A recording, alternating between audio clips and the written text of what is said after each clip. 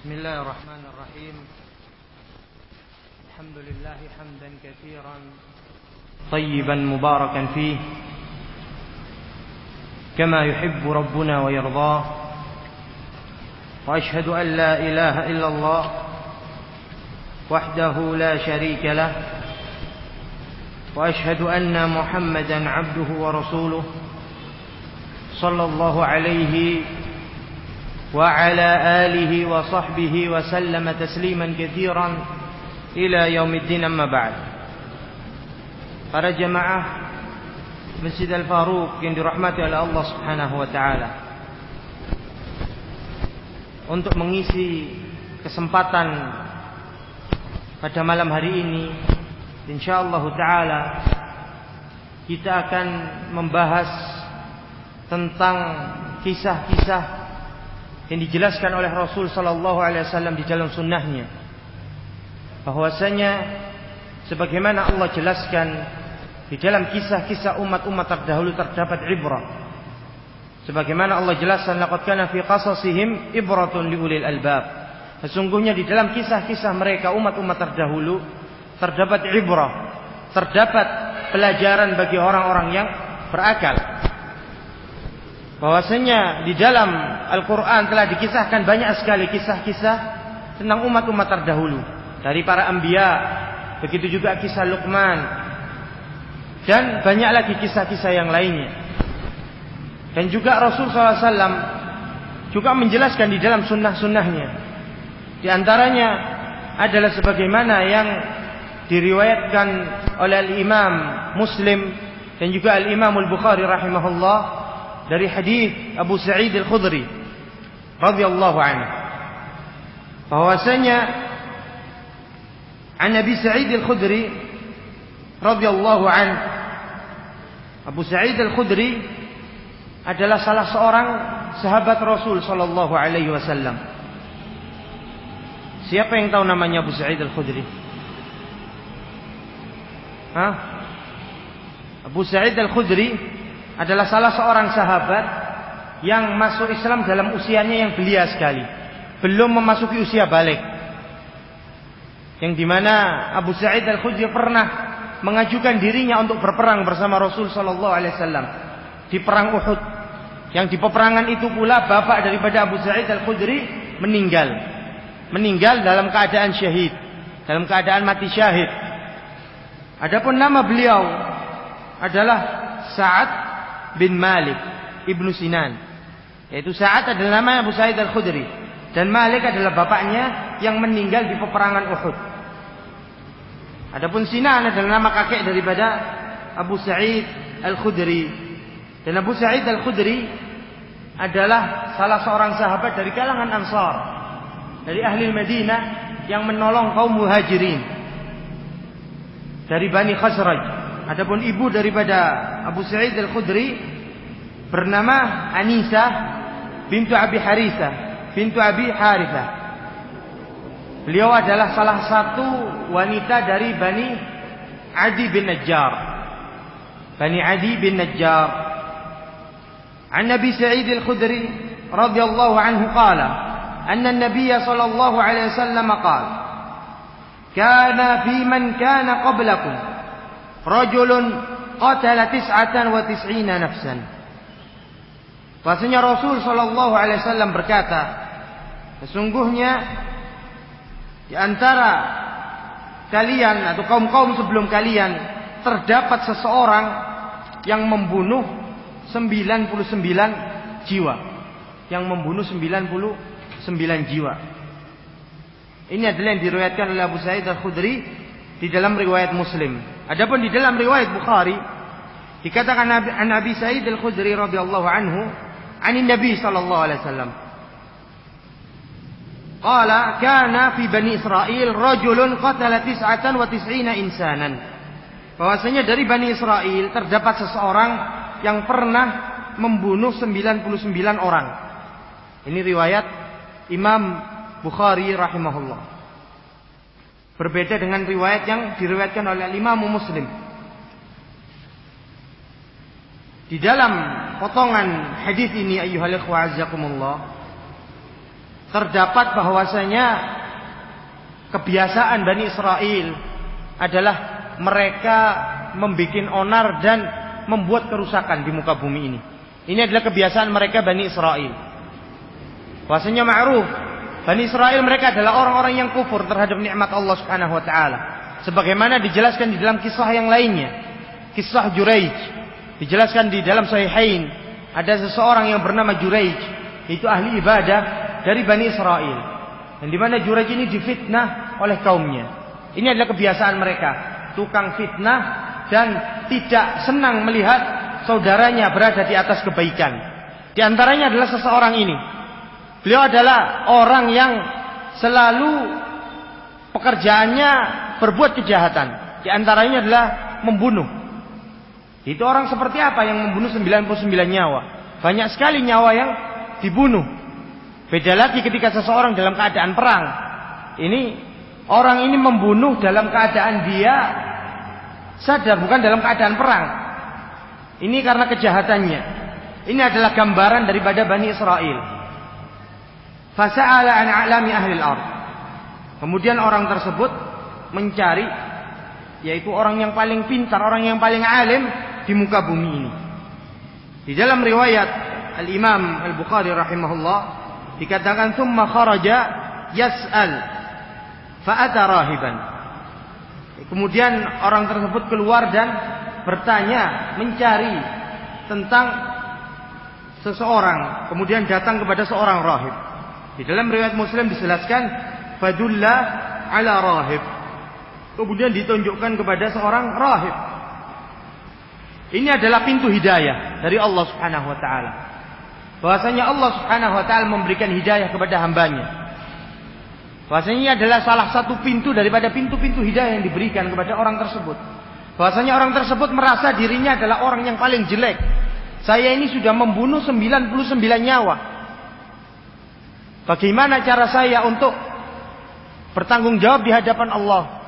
Kemudian orang tersebut mencari seorang yang alim di muka bumi ini. Fadulla ala rahib. Kemudian ditunjukkan kepada seorang rahib. Rahib ini adalah ahli ibadah dari Bani Israel. Dikatakan rahib. Kemudian orang tersebut ketika dia sudah malal, dalam bahasa Arab dikatakan malal, yaitu malal sudah enggan untuk melakukan dosa terus menerus.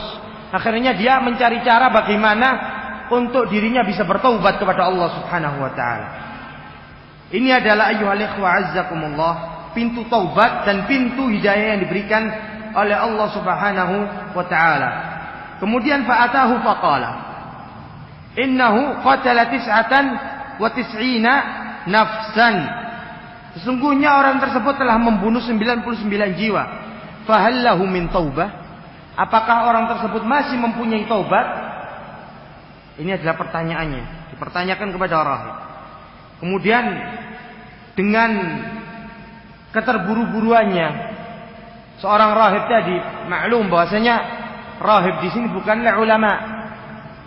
Seorang rahib ini menjawab dengan keterburu-buruannya, dengan dibisiki oleh syaitan, karena yang namanya keterburu-buruan itu datangnya dari syaitan, sebagaimana dikatakan al-ajalatu minasyaitan.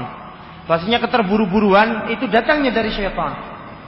Dijawab oleh rahib tadi, la, tidak ada pintu taubat. Tidak ada pintu taubat. Kemudian orang tadi berpikir, kalau saya tidak ada pintu taubat, jadi tidak ada gunanya saya datang ke rahib ini. Akhirnya dikatakan Rasul sallallahu alaihi wasallam setelah dikatakan tidak, faqatalahu fakammala bihi mi'ah. Dibunuh rahib tersebut. Disempurnakan berapa tadi? 100. Disempurnakan 100 orang yang dibunuh. Akan tetapi orang tadi tidak berputus asa. Allah Subhanahu wa taala menyatakan apa? Wala tayasu min rahmatillah. Janganlah kalian berputus asa dengan rahmat Allah Subhanahu wa taala. Innallaha yaghfirudz dzunuba jami'an. Bahwasanya Allah Subhanahu wa taala adalah mengampuni segala macam dosa, kecuali orang tersebut mati dalam keadaan syirik tidak diampuni oleh Allah Subhanahu wa taala. Sebagaimana dijelaskan, innallaha la yaghfiru an yushraka bih wa yaghfiru ma duna dzalika liman yasha. Sesungguhnya Allah Subhanahu wa taala tidak mengampuni dosa orang yang berbuat syirik dan mengampuni dosa selain syirik sesuai dengan kehendak Allah Subhanahu wa taala. Dan orang tersebut masih mempunyai niat untuk bertaubat kepada Allah Subhanahu wa taala. Dan inilah yang disyariatkan bagi kaum muslimin untuk mereka selalu bertaubat kepada Allah Subhanahu wa taala. Rasul sallallahu alaihi wasallam di dalam satu harinya bertaubat lebih dari 70 kali. Di dalam riwayat lain Rasul bertaubat 100 kali di dalam setiap harinya. Ini adalah nasihat dari Rasul SAW agar kita selalu beristighfar, selalu meminta ampun kepada Allah Subhanahu wa taala, karena manusia adalah mahal khata, yaitu tempatnya kesalahan. Sebagaimana dikatakan Rasul SAW, kullu bani Adam khata. Setiap bani Adam itu pasti bersalah. Tidak ada manusia yang selamat. Tidak ada manusia yang maksum, yang selamat dari perbuatan dosa. Semua secara umum, kullu di sini lafaz umum. Setiap bani Adam pasti melakukan kesalahan. Wa khairul khata'in at-tawwabun. Dan sebaik-baiknya orang yang bersalah adalah mereka yang bertaubat kepada Allah Subhanahu wa taala. Di dalam potongan hadis ini ayyuhal ikhwa azzakumullah terdapat disyariatkannya bagi kita untuk bertaubat. Ini adalah pelajaran dari potongan hadis ini. Bahwasanya seseorang sebelum matahari terbit dari sebelah barat, maka disyariatkan bagi dia untuk selalu bertaubat kepada Allah Subhanahu wa taala, sebagaimana dikatakan Rasulullah SAW, taubat itu akan terputus ketika matahari terbit dari sebelah barat. Ini adalah batasan taubat. Bahwasanya taubat manusia di sini terus menerus akan diterima oleh Allah Subhanahu wa taala jika taubatnya shadiq, jika taubatnya benar. Dan taubat ini mempunyai beberapa rukun yang harus dipenuhi, di antaranya ikhla'anid dam, yaitu meninggalkan dosa yang telah dilakukannya. Di antaranya juga penyesalan yang sangat. Dan di antara rukun-rukun daripada taubat ini adalah jika dia mempunyai dosa atau telah menzalimi saudaranya, itu mengembalikan hak-hak daripada saudaranya. Dan ketika seseorang berazam untuk bertaubat kepada Allah Subhanahu wa taala dengan taubatan nasuha, dengan taubat sebenar-benar taubat, maka Allah Subhanahu wa taala akan menerima taubatnya. Sebagaimana Allah Subhanahu wa taala jelaskan, innallaha kana tawwabar rahima. Sesungguhnya Allah Subhanahu wa taala Maha menerima taubatnya hambanya dan Maha mengasihi hambanya. Kemudian di dalam ayat yang lain Allah Subhanahu wa taala menjelaskan, faman taba min ba'di zulmihi wa aslaha fa innallaha yatubu alaihi.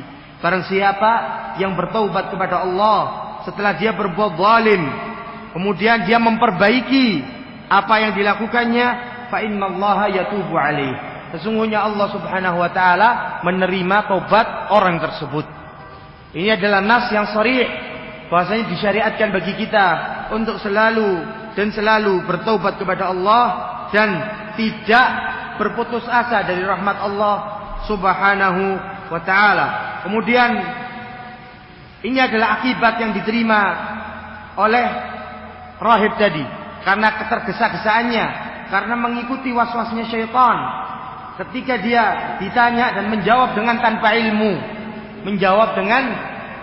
ilmu, kemudian dibunuhlah oleh seorang rahib tadi.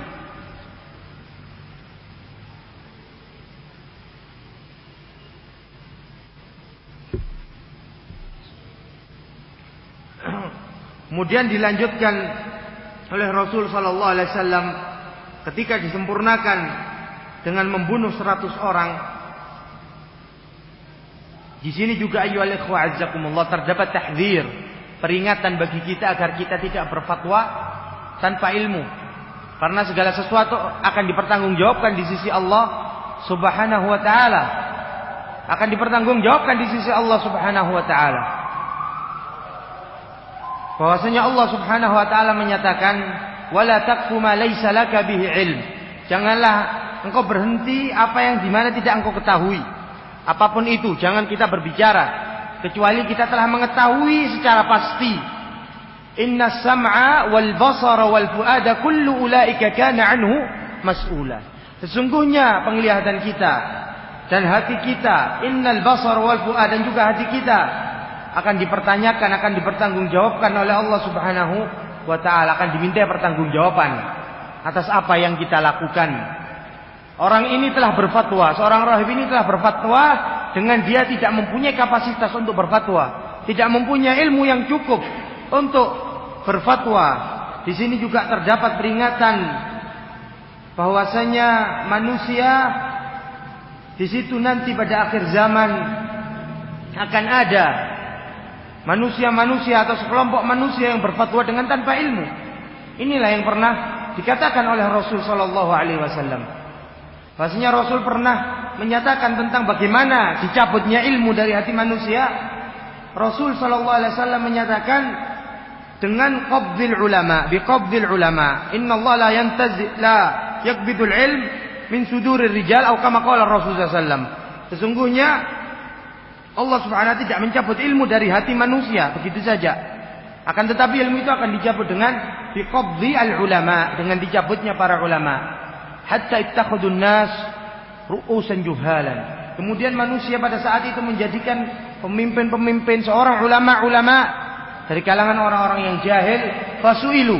Kemudian orang tersebut ditanya, wa aftau bi ghairi ilm. Kemudian orang tersebut berfatwa dengan tanpa ilmu. Sebagaimana rahib tadi, berfatwa dengan tanpa ilmu. Kemudian apa akibatnya? Fadhallu wa adhallu. Orang tersebut sesat dan menyesatkan orang lain. Fi'lan, bahwasanya seorang rahib tadi ketika berfatwa dengan tanpa ilmu, menjadi orang tadi awalnya ingin bertaubat, jadinya dia lebih berhasrat lagi untuk berbuat maksiat kepada Allah dengan dibunuhnya rahib tadi. Ini adalah asar daripada fatwa tanpa ilmu. Maka di situ akibatnya adalah akan menyesatkan orang dan dirinya juga akan lebih sesat dari jalan Allah Subhanahu wa taala. Tsumma sa'ala an a'lami ahli al-ard. Kemudian bertanya lagi, pertanyaan yang kedua tentang orang yang paling alim di muka bumi ini. Dijelaskan di dalam Sahih Bukhari bahwasanya setelah dibunuh, faqatalahu faja'ala yas'al faqala lahu rajul. Ya. Tidak dijelaskan dengan lafaz tsumma sa'ala an a'lami ahli al-ard, yaitu dengan lafaz sekedar ketika dijawab tidak, faqatalah, akan dibunuh. Kemudian faja'alahu yas'al. Kemudian dia dijadikan bertanya lagi. Bertanya lagi tidak disebutkan kepada seorang alim. Di dalam riwayat Muslim dijelaskan bahwasanya orang tersebut bertanya kepada seorang alim. Nah, alim yang ada di muka bumi ini. Fadulla ala rajulin alim. Kemudian ditunjukkan kepada seorang alim, yaitu ulama beneran. Bukan ulama palsu seperti rahib tadi. Ulama beneran yang mempunyai ilmu. Kemudian dikatakan kepada seorang alim tadi, innahu qatala mi'ata nafs. Sesungguhnya orang tadi telah membunuh 100 nyawa. Fahal lahu min taubah? Apakah orang tadi masih mempunyai taubat? Kemudian dijawab oleh orang alim tadi, na'am, ya. Wa man yahulu bainahu wa bainat taubah? Dijawab dengan penuh ilmu, dengan penuh basirah, dengan penuh cahaya, bahwasanya Allah Subhanahu wa taala jadikan dari lisannya para ulama cahaya. Dari lisannya para ulama hidayah bagi orang-orang yang melakukan maksiat kepada Allah Subhanahu wa taala dengan penjelasan mereka. Di sini terdapat ayyuhal ikhwah keutamaan seorang alim daripada seorang ahli ibadah. Coba lihat jawaban seorang alim ini. Naam, ya. Siapa yang menghalangimu dari taubat, katanya dia. Ini adalah ilmu. Di sini terdapat keutamaan seorang alim, seorang hamalatul ilm, dan juga terdapat keutamaan ilmu. Bahwasanya seorang hamalatul ilm adalah orang yang mengemban ilmu, yang menyampaikan dakwah ini kepada manusia. Dan Allah Subhanahu wa taala menyatakan, "Wa man ahsanu qawlan mimman da'a ila Allah." Dan siapa yang perkataan lebih baik daripada orang yang berdakwah di jalan Allah Subhanahu wa taala. Ini terdapat keutamaan orang yang menyampaikan ilmu. dan ahlul ilm dan hamalatul ilm. Dan ketika ilmu tersebut telah dianggap remeh, kebodohan telah menyebar, dan lebih sedikit ilmu ini, yaitu hamalatul ilm yang mengemban ilmu semakin berkurang, ini adalah termasuk tanda-tanda hari kiamat. Sebagaimana dikatakan Rasul sallallahu alaihi wasallam di dalam hadis Anas, bahwasanya Rasul sallallahu alaihi wasallam menyatakan inna min asyratis saah, sesungguhnya di antara tanda-tanda as-saah yaitu hari kiamat, an yurfa'al ilm, ilmu itu diangkat. Bagaimana diangkatnya ilmu? Dengan dicabutnya hamalatul ilm, yaitu biqabdil ulama, dicabutnya ulama. Semakin sedikit ulama. Di dalam riwayat lain dikatakan yaqillul ilm, akan lebih sedikit ilmu itu, wa yakthurul jahl. Di dalam riwayat ini dikatakan wa yadhhar al jahl, akan semakin nampak kebodohan. Ini adalah tanda-tanda hari kiamat. Dan juga ayyuhal ikhwa azzakumullah, Allah Subhanahu wa taala telah puji mereka ulama, orang yang mempunyai ilmu, dengan firman-Nya, innama yakhshallah min ibadihi ulama. Sesungguhnya orang-orang yang paling takut kepada Allah dari hambanya adalah al-ulama, orang yang mempunyai ilmu fi'lan, yang dimana mereka berbicara dengan basirah, dengan ilmu.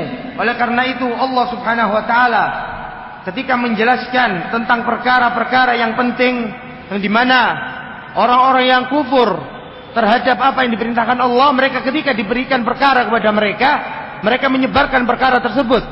Sebagaimana Allah jelaskan, idza ja'ahum amrun minal amni, jika telah datang kepada mereka perkara dari keamanan, awil khaufi, atau dari perkara ketakutan, adza'u bih, mereka menyebarkannya. Ini orang-orang yang kufur terhadap nikmat Allah, orang-orang kafir, orang-orang Yahudi, orang-orang Nasrani. Mereka menyebarluaskan perkara tersebut. Walau radduhu ila rasuli wa ila ulil amri minhum la'ilimahu alladhina yastanbitunahu min. Jika mereka kembalikan kepada Rasul dan kepada ulil amri di antara mereka, bahwasanya ulil amri di sini adalah ulama. Ila ulil amri minhum la'alimahu alladhina yastanbitunahu min. Niscaya mereka akan mengetahui siapa yang dapat beristimbat dari hukum-hukum, beristimbat dari permasalahan-permasalahan yang mereka dapati. Ini di dalam ayat ini terdapat nas yang sharih, diwajibkan bagi kita kembali kepada al-ulama, dan juga terdapat di dalam ayat ini ihtiram, penghormatan kita terhadap al-ulama. Bahwasanya ihtiram, penghormatan terhadap ulama adalah akidah Ahlus Sunnah wal Jamaah. Maksudnya di antara akidah Ahlus Sunnah wal Jamaah adalah menghormati mereka, menghormati ulama. Sebagaimana dikatakan ahlul ilm, al-ulama di dalam kitab-kitab mereka, di dalam kutubus sunnah, ketika melihat fulan ibnu fulan, fa'lam annahu sahibus sunnah. Ini adalah termasuk penghormatan terhadap ulama. Jika engkau melihat imam fulan dan imam fulan dari kalangan ahlus sunnah, maka dikatakan ketahuilah bahwasanya dia adalah sahib sunnah, orang yang berada di atas as-sunnah. Ketika kita mencintai mereka, ketika kita menghormati ulama, maka dikatakan di situ fa'lam annahu sahibu as-sunnah. Kemudian selanjutnya,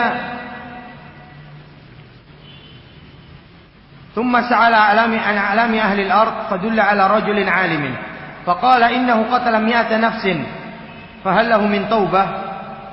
Bahwasanya telah dikatakan kepada alim tadi, sesungguhnya dia telah membunuh 100 jiwa, apakah masih mempunyai taubat? Dijawab ya. Tidak ada yang menghalangi antara dia dengan taubat. Menunjukkan di sini keutamaan alim, telah kita jelaskan barusan.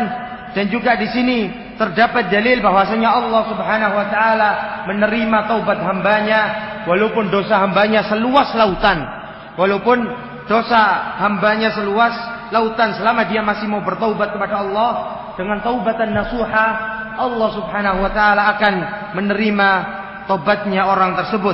Kemudian ulama tadi memberikan taujihah, memberikan nasihat kepada orang tadi.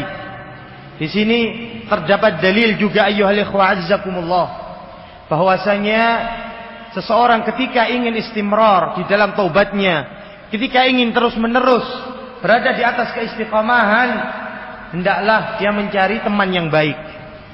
Di sini orang yang telah membunuh 100 orang mencari orang yang baik untuk membantu dia di dalam ketaatan kepada Allah Subhanahu wa taala.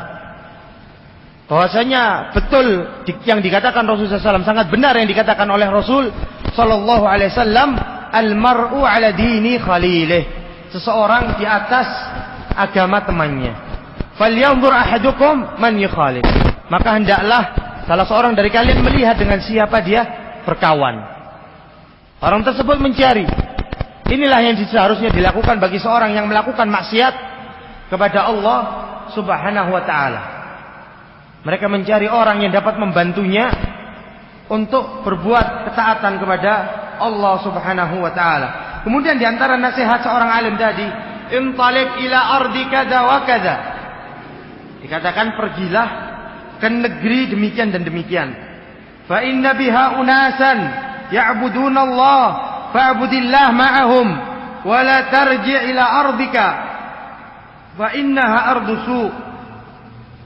Bahwasanya di dalam daerah tersebut terdapat manusia yang menyembah Allah Subhanahu wa taala. Inilah nasihat seorang alim. Diperintahkan untuk berhijrah. Diperintahkan untuk berhijrah karena bumi Allah Subhanahu wa taala sangat luas, sehingga tidak ada hujjah bagi dia ketika dia lemah di dalam beribadah kepada Allah Subhanahu wa taala. Karena kelak akan ditanya oleh Allah Subhanahu wa taala, kenapa engkau melakukan demikian dan demikian? Dikatakan kami lemah, kawan-kawan kita seperti itu dan seperti itu. Tidak, akan dipertanyakan di sisi Allah Subhanahu wa taala. Oleh karena itu malaikat menyatakan sebagaimana Allah kisahkan, fardullah wasi'ah. Bumi Allah Subhanahu wa taala luas. Fatuhajiru fiha. Maka berhijrahlah dari bumi Allah yang mana saja yang kau inginkan. Disyariatkan di sini terdapat dalil di dalam potongan hadis ini, disyariatkan bagi kita untuk berhijrah. Untuk berhijrah yaitu berpindah dari negeri yang baik berpindah dari negeri yang jelek ke negeri yang baik. Berpindah dari negeri kafir kepada negeri Islam. Ini adalah al-hijrah. Bahwasanya orang ini yang telah membunuh 100 nyawa disarankan oleh seorang alim ini untuk berpindah. Pindahlah ke negeri ini dan itu.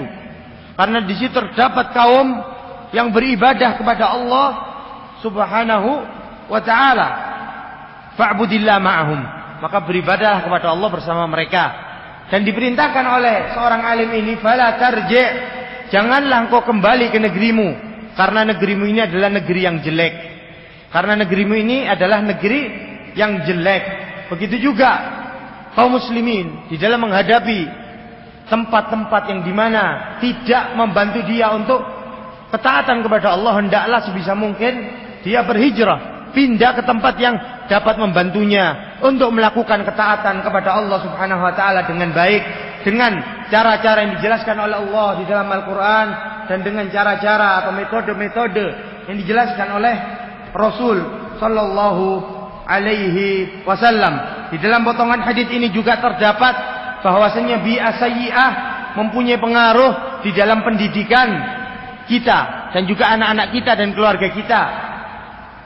Bi'ah sayyi'ah yaitu lingkungan yang jelek mempunyai pengaruh yang besar di dalam pendidikan kita, di dalam perkembangan kita, di dalam ketaatan kita kepada Allah Subhanahu wa taala.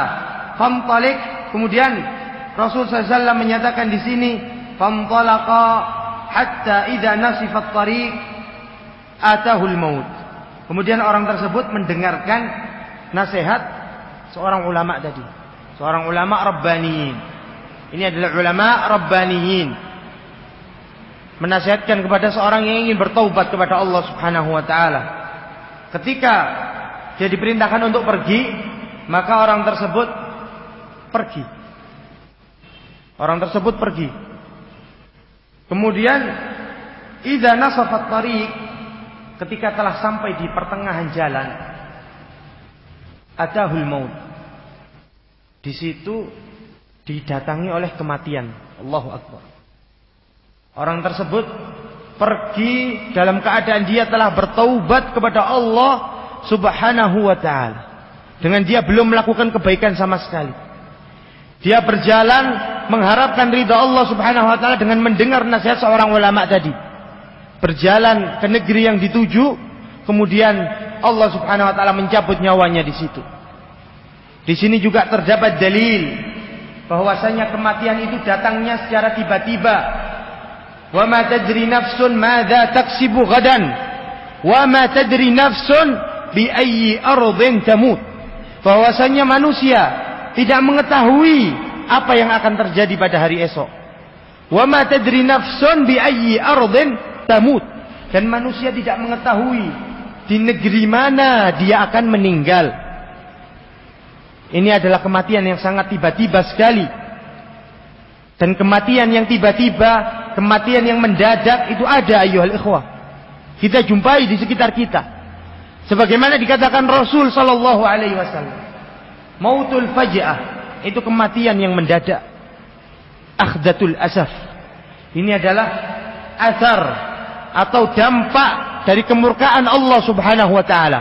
Bagi siapa? Bagi mereka orang-orang yang ingkar, bagi mereka orang-orang kafir, bagi mereka orang-orang yang menyimpang dari jalan Allah. Ini adalah asar, tanda atau dampak daripada kemurkaan Allah Subhanahu wa taala. Di dalam riwayat lain dikatakan rahmatun lil mu'min, yaitu rahmat bagi orang-orang yang beriman. Karena apa? Karena orang-orang yang beriman kepada Allah, orang-orang yang beriman kepada Rasul, orang-orang yang beriman kepada hari akhir, mereka selalu berada di atas ketaatan kepada Allah Subhanahu wa taala. Walaupun di dalam suatu waktu orang tersebut mungkin terjerumus di dalam kemaksiatan, akan tetapi orang yang beriman akan selalu bertaubat kepada Allah Subhanahu wa taala. Hati-hatilah dari kematian yang dinamai Rasulullah SAW dengan mautul faji'ah, kematian yang mendadak. Bisa jadi ayyuhal ikhwa azzakumullah, ketika kita melakukan perjalanan kita, mungkin itu perjalanan untuk ta'lim misalnya. Alhamdulillah kalau kita melakukan perjalanan untuk di jalan Allah, untuk melakukan ibadah, untuk ta'lim misalnya. Yang lebih parah, sebagian orang melakukan perjalanan untuk bermaksiat kepada Allah Subhanahu wa taala. Na'udzubillah. Na'udzubillah. Seketika mereka melakukan perjalanan, qaddarullah terjadi kecelakaan, meninggallah orang tersebut. Ini adalah yang dikatakan mautul faji'ah, kematian yang mendadak. Rasul sallallahu alaihi wasallam pernah menyatakan, "Idza aradallahu qabdha 'abdin bi ard", jika Allah Subhanahu wa taala ingin mencabut nyawa seseorang di suatu tempat, maka ja'alallahu lahu ilaiha hajah. Maka Allah Subhanahu wa taala jadikan dia mempunyai kebutuhan kepada negeri tersebut. Imma itu untuk ziarah kepada keluarga kita, imma itu untuk melakukan perjalanan-perjalanan tugas misalnya, dan yang semisal. Jika Allah ingin mematikan kita di Solo misalnya, Allah jadikan kita untuk mempunyai hajat ke sana. Kita berjalan ke Solo, qaddarullah, ketika nyampe Solo kita meninggal.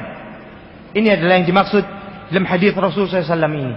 Syahid ayyuhal ikhwa azzakumullah, bahwasanya manusia tidak mengetahui kapan dia akan meninggal. Oleh karena itu hendaklah kita selalu di atas ketaatan kepada Allah Subhanahu wa taala. Karena orang-orang yang beriman adalah orang-orang yang mendapatkan keberuntungan di dunia dan di akhirat. Sebagaimana Allah Subhanahu wa taala jelaskan, wal 'asri innal insana lafi khusr illa alladziina amanu wa 'amilus solihati wa tawasaw bil haqq wa tawasaw bis sabr. Itu Allah menyatakan, demi masa sesungguhnya manusia berada di atas kerugian kecuali orang-orang yang beriman, beriman kepada Allah, beriman kepada Rasulnya, beriman kepada kitab-kitabnya, beriman atas apa yang dibawa oleh Allah, yang dibawa oleh Rasul sallallahu alaihi wasallam. Kemudian orang tersebut beramal saleh wa amilus salihat wa tawasaw bil haq, dan orang-orang yang menasihatkan di atas kebenaran dan menasihatkan di atas kesabaran. Ini adalah contoh orang-orang yang beruntung di sisi Allah Subhanahu wa taala, sehingga orang tersebut akan selalu siap ketika menghadapi kematian dengan bekal ketakwaan kepada Allah, yaitu mendatangi apa yang diperintahkan Allah dan mendatangi apa yang diperintahkan oleh Rasul sallallahu alaihi wasallam. Dan sebaik-baik bekal itu adalah bekal ketakwaan fatazawwadu fa inna khaira zadi taqwa. Allah Subhanahu wa taala menyatakan berbekallah karena sebaik-baik bekal itu adalah ketakwaan kepada Allah Subhanahu wa taala. Kemudian dikatakan Rasulullah SAW fakhtasamat fihi malaikatur rahmah wa malaikatul azab. Kemudian di situ berselisih antara malaikat rahmat dan malaikat azab. Faqalat malaikatur rahmah. Kemudian berkata malaikatur rahmah, jaa taiban muqbilan biqalbihi ila Allah. Malaikat rahmat menyatakan orang tersebut datang dengan dalam keadaan dia bertaubat kepada Allah Subhanahu wa taala. Hatinya pasrah terhadap agama Allah. Kemudian malaikat azab menyatakan, innahu lam ya'mal khairan qat. Sesungguhnya orang tersebut tidak pernah melakukan kebaikan sama sekali. Kemudian dikatakan di sini, fa'atahum malak. Kemudian datang kepada mereka malaikat yang lain. Di dalam riwayat Bukhari dikatakan fa'auhallah ila hadhihi. Allah Subhanahu wa taala memberikan wahyu, yaitu tidak ada ta'arud ya dalam permasalahan ini. Tidak ada perbedaan antara riwayat satu dengan yang lain. Bisa saja Allah Subhanahu wa taala mengutus malaikat Jibril atau malaikat yang lain untuk menyampaikan wahyunya kepada orang tersebut, kepada malaikat yang bersekutu ini. Kemudian di sini dikatakan fa'atahum malak.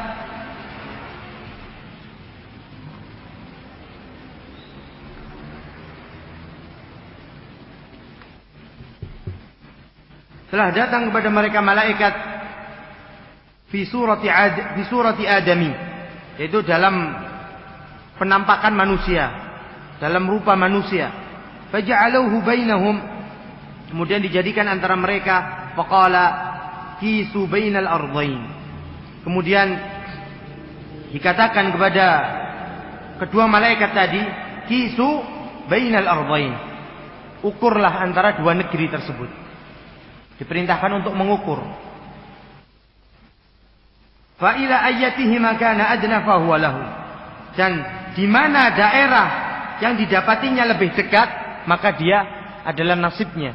Maksudnya antara malaikat rahmat dan juga malaikat azab.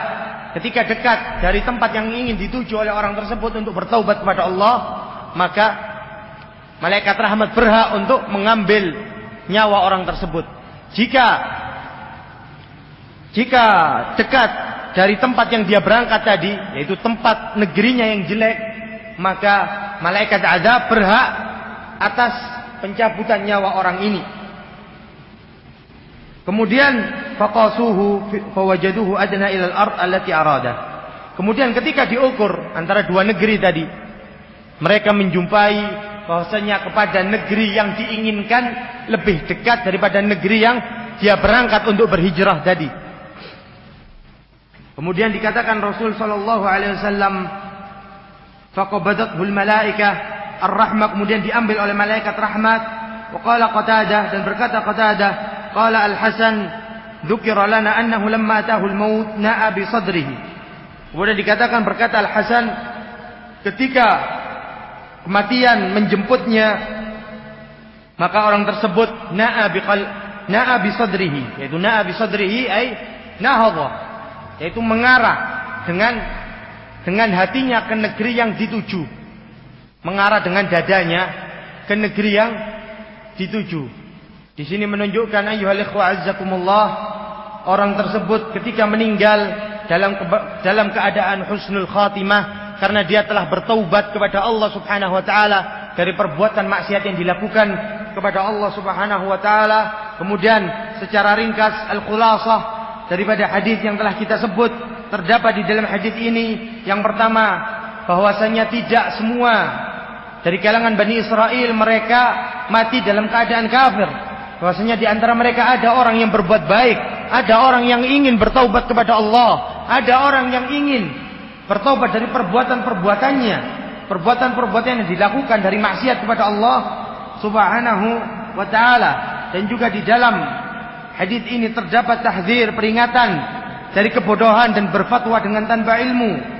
Dan di antara fawaid daripada hadis ini terdapat keutamaan alim, keutamaan seorang ulama daripada seorang hamba yang dimana dia selalu beribadah kepada Allah, akan tetapi tidak menggunakan ilmu, tidak mempunyai basirah di dalam menghadapi dan menyikapi segala sesuatu. Dan juga di dalam hadis ini terdapat faedah bahwasanya pintu taubat selalu terbuka sampai pada hari-hari yang ditentukan, yaitu ketika hari kiamat kelak. Dan juga terdapat di dalam hadis ini bahwasanya mencari teman yang saleh adalah salah satu sebab diberikannya hidayah oleh Allah Subhanahu wa taala. Dan juga terdapat di dalam hadis ini bahwasanya lingkungan yang jelek akan membantu kita untuk bermaksiat kepada Allah, dan di lingkungan yang baik akan membantu kita untuk berbuat ketaatan kepada Allah Subhanahu wa taala. Terdapat pula di dalam hadis ini bahwasanya Allah Subhanahu wa taala menerima taubat seorang hamba walaupun dosa seorang hamba tadi sebesar lautan atau sebesar gunung, seluas lautan, seluas langit dan bumi. Ketika dia mau bertaubat kepada Allah Subhanahu wa taala, Allah Subhanahu wa taala akan menerima taubatnya dia. Ini adalah sedikit fawaid daripada hadis yang diriwayatkan oleh Imam Bukhari dan Muslim dan yang lainnya. Mudah-mudahan bermanfaat bagi kita dan menjadi tambahan ilmu bagi kita. Dan jika ada sedikit kesalahan, maka tidak lain datangnya dari syaitan dan dari saya sendiri. Oleh karena itu saya bertaubat kepada Allah, astaghfirullah. Dan jika terdapat kebenaran, tidak lain datangnya dari Allah Subhanahu wa taala, al-haqqu min rabbika fala takunanna minal mumtarin. Wa as'alullaha an yanfa'ana bima sami'na innahu waliyudzalika wal qadiru alaihi walhamdulillahi rabbil alamin. Dadan ya. تفضل.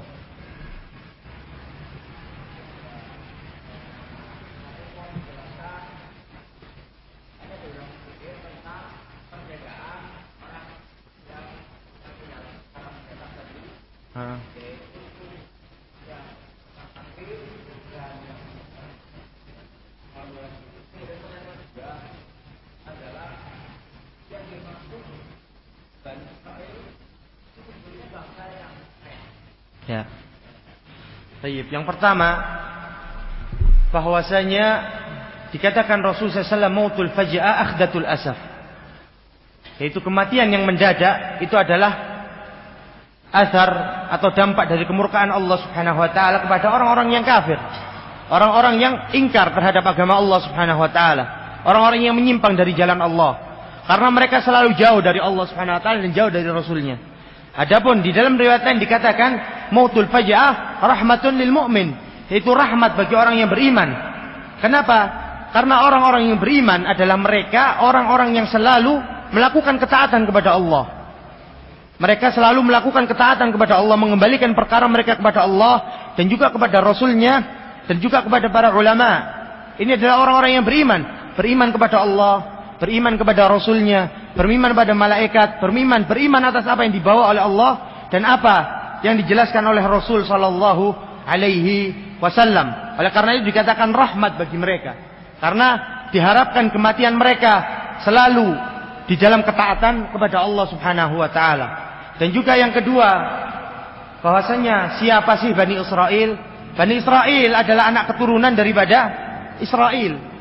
Itu Israel adalah anak daripada Ibrahim, anak keturunan Ibrahim. Di situ ada Israel, ada Ismail. Yaitu Ismail tumbuh dari Ismail orang-orang Arab. Dan Israel yaitu Bani Israel yang diketahui dengan bangsa Yahudi sekarang. Ini adalah Bani Israel dan agama mereka kebanyakan adalah agama Yahudi.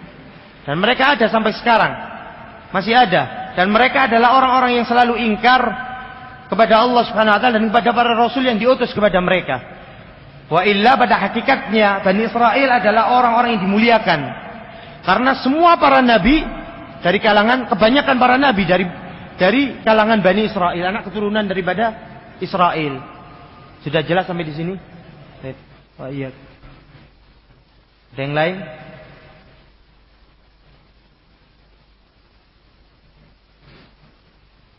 Kalau tidak ada, kita cukupkan sampai di sini.